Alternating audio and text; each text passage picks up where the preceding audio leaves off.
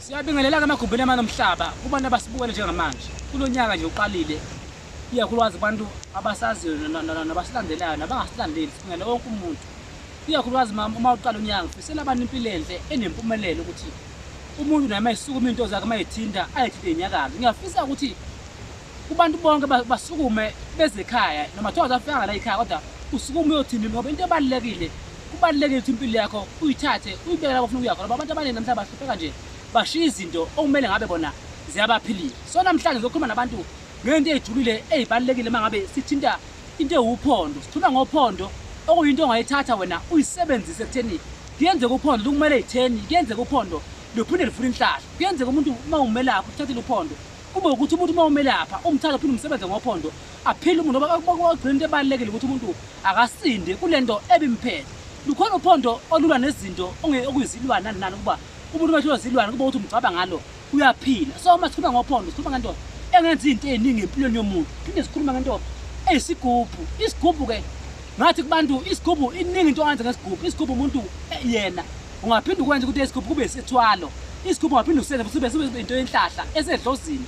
Siphinde isigubhu naso sikuvikele ezintweni ezitheni ngoba into abantu efuna bayazi ukuthi yonke into esemhlabeni umona ngeke ushintshe kubantu. Inhliziyo ezimbi kubantu ngeke kodwa into ebalulekile ukuthi wena naka impilo yakho ukuthi uyithathe uyise phambili ngoba ngenzeka ukuthi wena unaka umuntu ukuthi wena umuntu wenzani ugcina ubambezeleka empilweni yakho. So kubalulekile ukuthi yiba nento ezokuvikela unoma uwenza into uwazi ukuthi wena mina ngoba ngenza ukuthi ikhona into engimele. So ngisho ukuthi kubantu bonke emagumbini amanomhlaba abantu ngathi ngiyathanda ke nonke mina.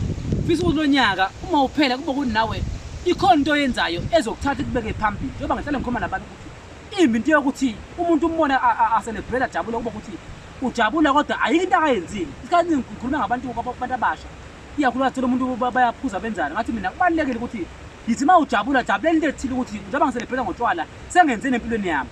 So ngiyafisa ukuthi kubantu bonke laba sikhona ekhaya bazi abantu sejimistini sezinto eziningi ezibalulekile ezokwazi ukuthi umuntu zimthande zimphilise. Uma sikhuluma ngokugezwa kwabantu isigezo sisodwa siyakwenzela into ozoyibona. Uma sikhuluma ngesports kuningi ngeke ngikubale kuqala kodwa into ebalulekile ukuthi wena usuku namhlanje sikuma kuba ukuthi wena uyayivikela kuba ukuthi lo muntu obona ukuthi uyakuhlupha empilweni yakho kuba ukuthi wena usuyivikela ukuthi akakwazi ukuthi ngenzani empilweni yakho. La ekhaya siyakwenzela ngokukholwa ngoba siyakholwa siyangena esontweni. Umuntu uma efuna ukuthi azokhulekelwa ubumukele futhi esontweni mangabe imali ngekho nesigodlweni futhi siyamukele bonke abantu ukuthi abantu basukume emagumbini amanomhlaba bezwa ngonyama bezokhuluma bezositshela ukuthi yini abayifunayo.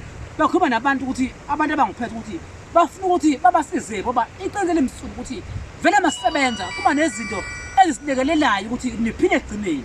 So into ebalulekile ngiyathi mina umuntu uma kuyinto emphilisayo engabulala abanye abantu inhle futhi naye ngamhlukumezi. Into yokuphila empilweni zabantu ibalulekile. Siyanithanda kanisale kahle siyanithanda.